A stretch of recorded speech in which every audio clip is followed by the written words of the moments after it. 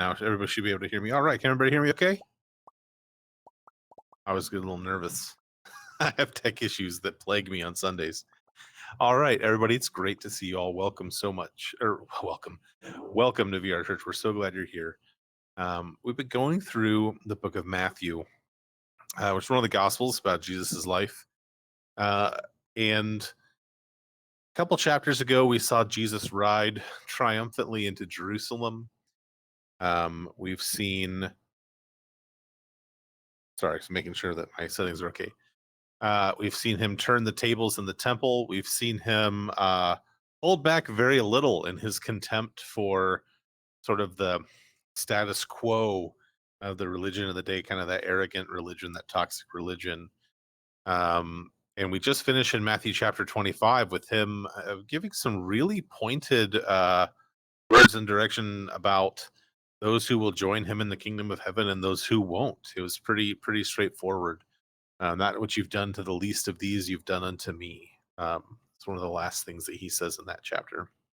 And so in the last couple of chapters, the reason I kind of recap those events is he's really riled up the feathers of the religious elite at the time. The Pharisees, the Sadducees, they're all pretty upset at him coming in. And even though he said from the very beginning, right, he said from the time he started his ministry, you know, your days are numbered, your time is limited. This paradigm that you rely on for your own personal power and politics is coming to an end. That seems to be accelerating as Jesus is gaining more and more followers. And so the situation that we see Jesus and disciples in now is they are getting ready to celebrate the Passover soon. And we're going to just go ahead and get right into it. We've got a couple interesting things that we're going to look at today. Actually, before we get started, while we walk, I'll tell you the story while we walk.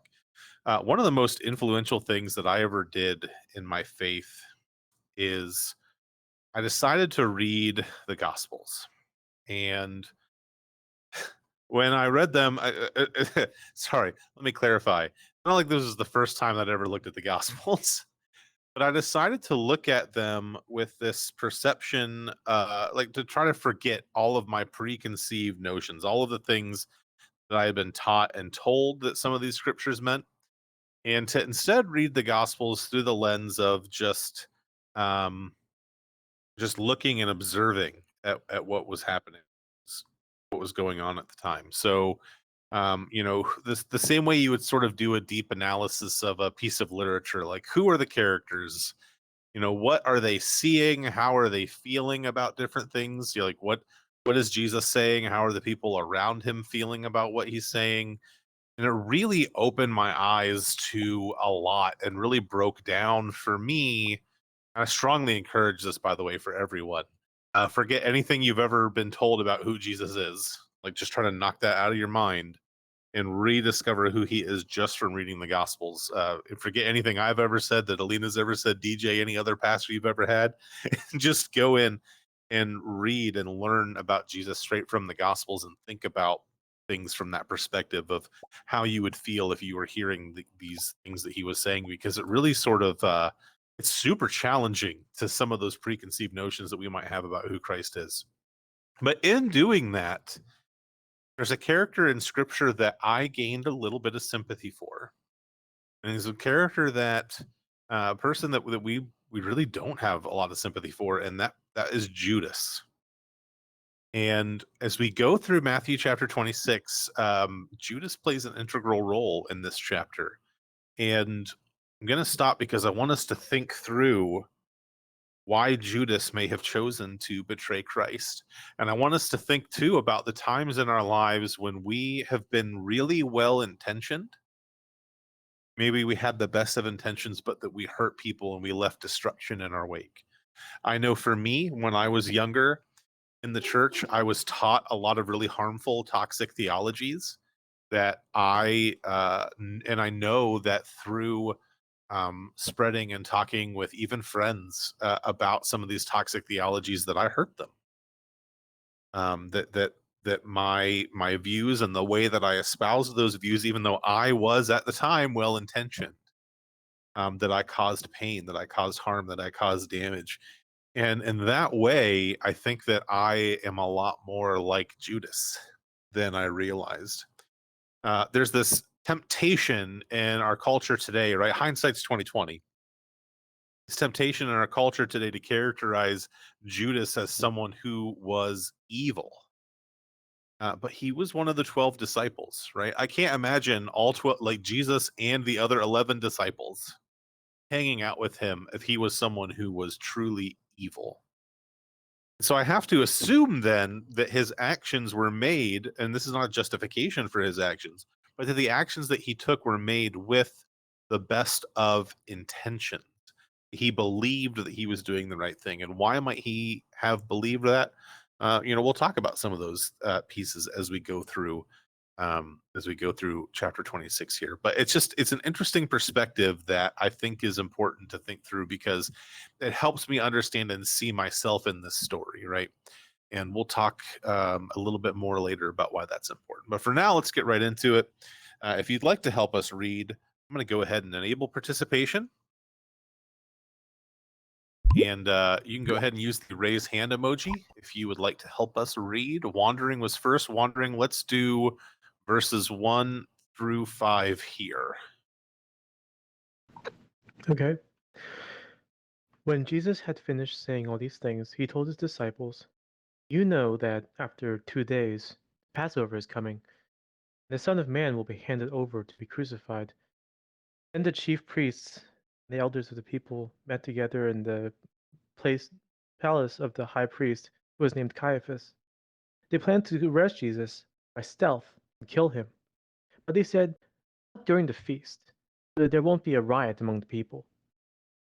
All right, so we've got Passover coming, and Jesus has just ridden triumphantly into town. The people are very much, it seems to be that they are very much on his side right now, and the religious elite of the time, right, especially the high priest in this area, who was Caiaphas, they're seeing Jesus's rise as a challenge to their own authority, and so they are making plans to have him killed. And you kind of see kind of peek into the meeting place here, but I think we're going to get here later. Let's come around the corner here, and verse 6 starts here. Ben, will you read? Oh, here, let me see what we do in there. Now, while Jesus was in Bethany at the house of Simon the leper, all right, so let's come in here, come into Simon the leper's house. Don't worry, you cannot catch leprosy, in VR. Though Simon the leper had been cured by this point. Jesus had healed him, which is why he was not ostracized from society. Let's see. Let's read verses 7 to 11. Maria, if you would. Woman came to him with an alabaster jar of expensive perfume, oil, and she poured it on his head as he was at the table. When the disciples saw that, they became indignant and said, "Why this waste? It could have been sold at a high price and money given to the poor." And Jesus learned of this, said to them, "Why are you bothering this woman? She has done a good service for me." Oh, And verse 11 over here. Yep. For you will always have the poor with you. You will not always have me. All right, let's talk about this for a minute, because this verse, especially verse 11, has been used to justify a lot of terribly toxic theology. So this woman comes and she has this alabaster jar, this jar of super expensive perfume oil. It's worth a lot of money, and she breaks the jar. She pours it over Jesus's head, and she anoints him with this fragrant oil. Now, where it says here, the disciples became indignant. In one of the other gospels, it makes it very clear that it is actually Judas who says, "Why are you doing this? Why this waste? It could have been sold at a high price." Now, in that gospel, the writer also says that Judas only wanted to do this because he controlled the purse. He was in charge of finances for the 12 disciples, and he wanted to kind of skim some off the top. It implies that that was his motivation. but it was Judas who said this. Judas who said, this could have been sold at a high price and given to the poor. And then Jesus says, she's done a good service for me. And then he says this, you'll always have the poor with you, but you will not always have me. In this verse, I have seen in my life to be taken and just to justify some of the worst theology, right? Like, I've seen this verse used to justify that as Christians, we shouldn't try to eradicate the poor because it can't happen. Like, we'll never be able to eradicate poverty. So, why even try, and justify the use of maybe hoarding resources or refusing to help the poor, and saying that, like, it's, Jesus says the poor are going to be there. And so it's totally okay that people are poor. We don't need to pull them out of their poverty. We don't need to help them with those things. They use Jesus's words here to justify that. There's a lot of really interesting commentary on this, and a lot of Jesus's words, actually, especially around this point in his life, between his arrival in Jerusalem and his crucifixion. There's a lot of interesting commentary, lots of from different scholars. Some that I thought was interesting was one who said that this may have been almost a semi-pointed attack at Judas, because if it's true what one of the other disciples said and Judas was skimming off the top, maybe Jesus is answering him by saying, you specifically will always have the poor with you because you're hoarding these things for yourself and you're not giving them to my people. But some other scholars say Jesus would have said this in Aramaic many years past, and then it would have been translated into Greek or Hebrew to have been written down, and now it's translated into English.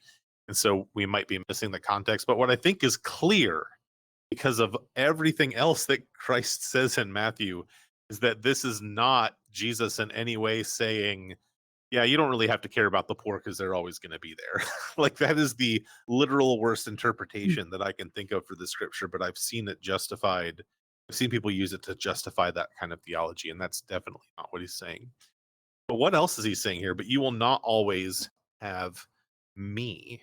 All right. He's saying there's something special about what she's doing because you will not always have me. And verse 12 here is the key. When she poured this oil on my body, she did it to prepare me for burial. Right now, the disciples, they're still kind of thick. They're not getting, like, Jesus is laying it on real clear, like real thick, that he's going to die soon. Right. The disciples aren't really understanding, but this woman seems to have understood. And this was a ritual. This is a rite that was reserved for especially for wealthier individuals. But when you prepared a body for burial, you would put this. Dead bodies don't smell good, right? Like, I think I think most of us would know that, right? And so when she's doing this, she's performing sort of a ritual, a rite of respect and of honor, and in a way that she is preparing his body to be killed, right? So this woman gets it. Now, there are a lot of scholars that think this woman was Mary Magdalene. There's a lot of scholars that think it wasn't Mary Magdalene. The fact that she's not called out by name in most of the Gospels in this situation is what casts some doubt there. So it's just sort of an interesting thing. But regardless, this woman seems to have understood what was coming next. And then he says, I tell you the truth, wherever this gospel is proclaimed in the whole world, what she has done will also be told in memory of her. So he's really elevating her, this woman, to a high position by saying, look, she gets it. She understands, and she will be remembered for this. And I just that's really neat that this woman, who, it's interesting that many of the disciples don't seem to remember her name because they don't mention her by name in all of the Gospels, right? But that she understood more than they did about what the grand plan was at this point in time, which is what she's being remembered for. I just think that's kind of neat.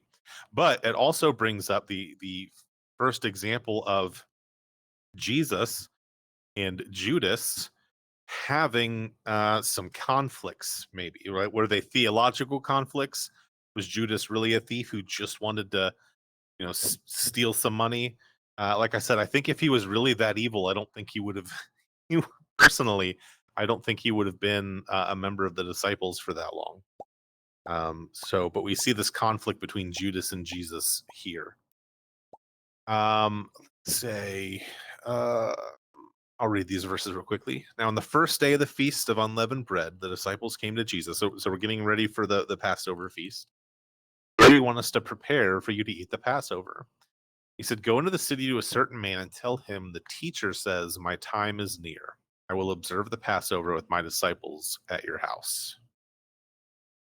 So the disciples did as Jesus instructed, and they prepared the Passover. So let's have Ben, will you read verses 20 to 23 for us here?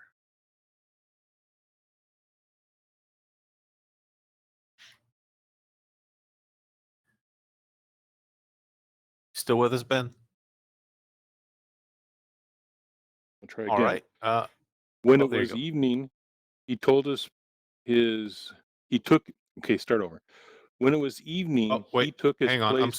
sorry. I missed a verse. I missed verses. We're going to go back over here. I thought I was missing some verses. Let's go in here. So sorry, Ben, read verses 14 to 16 for us here. And one of the 12, the one named Judas Iscariot, went to the chief priests and said, what will you give me to betray him into your hands? So they set out 30 silver coins for him. From that time on, Judas began looking for an opportunity to betray him. Right. Okay, thank you. So it's clear that there were definitely some selfish motives, some selfish ambition here, because he's looking for something. He's looking to get something in return for betraying Christ. And the real betrayal was, on the other side of the wall. I think it was right on the other side of the wall. We were talking about. They don't want to. They don't want to arrest Christ during Passover because there's too many people around. So the real betrayal was for Judas to try to get Jesus alone and let them know where he would be alone, so that they could go and get him without without a mob rising up out of anger. But from the point of view of Judas, let's say you were a good little Jewish boy in this time period, and you've learned your scripture, and you've learned the respect that you should have for your religious leaders. You've learned the respect that you should have for the temple, right?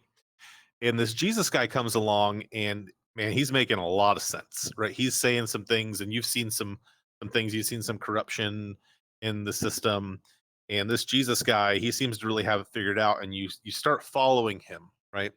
And maybe he becomes your best friend, and you even really love him, and you think he's amazing. He's doing really great things. But then all of a sudden, the tone for you seems to shift a little bit. Things happen that start making you a little bit uncomfortable.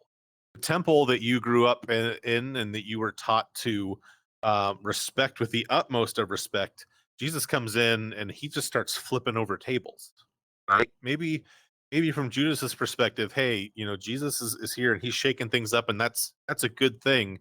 Maybe the events leading up to this point, more recent events, maybe Judas is thinking, this is taking things a little bit too far. This isn't what I signed up for, right? And he starts falling back on some of that arrogant religion, right? Maybe he's like, you know what, I kind of like the status quo. The current status quo affords me some privilege, right? Like those sorts of things. Like you're seeing, you know, when I went through this on my own, looking at things from his perspective, I could envision a man who had a friend, who had a leader that he thought maybe went a little too far.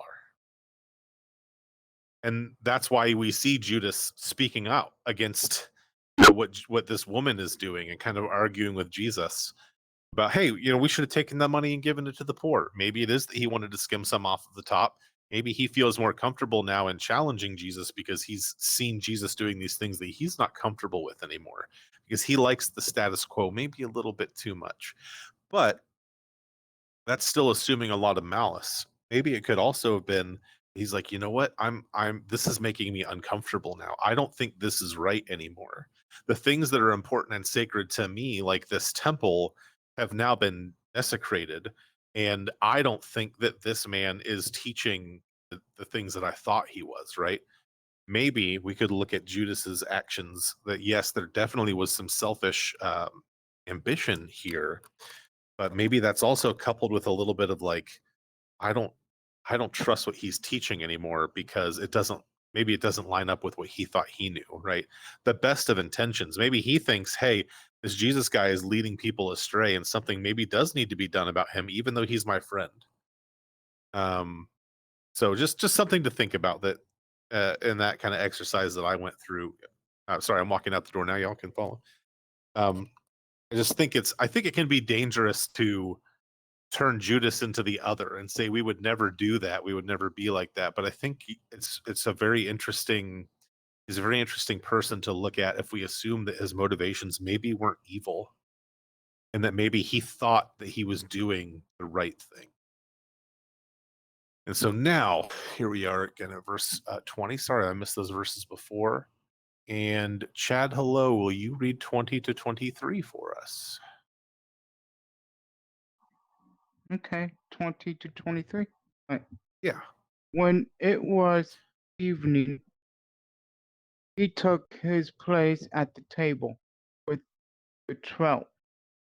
And while they were eating, he said, I tell you the truth, one of you will betray me. They become greatly distressed. Then each one began to say to him, surely not I, Lord. He answered, one who has dipped his hand into the bowl with me, will betray me. All right, thank you. And Nikki, let's do verses 24 and 25 for now, and then I'll have you read some more with us here in a moment. Okay. You can hear me, right? Yes. Okay.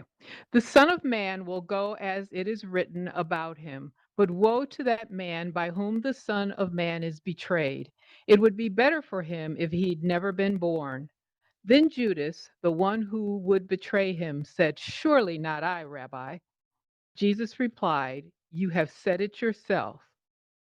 While they were eating, Jesus took bread, and after giving thanks, he broke it, gave it to his disciples, and said, take, eat, this is my body. And how far did you say to go? Yeah, go ahead to 27? that. Go ahead to 29. Okay. Go ahead to 29. That's Okay. fine. Yeah. All right. And after taking the cup and giving thanks, he gave it to them, saying, drink from it, all of you, for this is my blood, the blood of the covenant that is poured out for many for the forgiveness of sins. Tell you from now. Tell you from Oh, now on, I will not drink of this fruit of the vine until that day when I drink it new with you in my Father's kingdom. all right. Thank you. So what we have here is the Passover feast, the first communion. For those of you who have grown up in the church, you might be familiar with communion. It's exercised differently by many different traditions within the church. Oftentimes, especially in the United States, you get like a little juice cup, maybe a little piece of bread or something like that. And the idea is that you go through this ritual, you do this in remembrance of me, right? And that you go through this ritual and you remember this event and the sacrifice that Christ makes. But it's also really interesting to realize here that at this point, the disciples, most of them still aren't really getting it, right? They, none of them want to betray him. But they're still not really understanding even the full scope of what that betrayal means. And I love this this portrait of the Last Supper, by the way, in Altspace. I love like the depth and the detail on it. It looks really cool.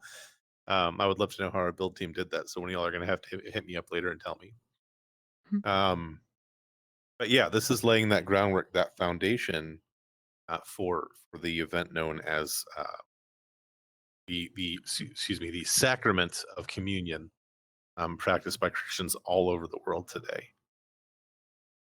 After singing a hymn, they went out to the Mount of olives. And then Jesus says, this night you will all fall away because of me. Actually, sorry, Nikki just read for us, and I see Maria's on here. Maria, why don't you finish us out all the way to the end of verse 35 here? Okay. After after singing a hymn, they went out to the Mount of Olives. Then Jesus said to them, this night you will all fall away because of me. It is written, I'm strike the shepherd, and the sheep of the flock will be scattered. But after I'm raised, I will go ahead of you into Galilee. Peter said to him, if they all fall away because of you, I will never fall away.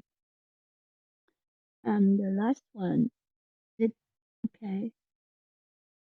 Yep. Yeah, I can. Right. She said to them, tell you the truth. Um,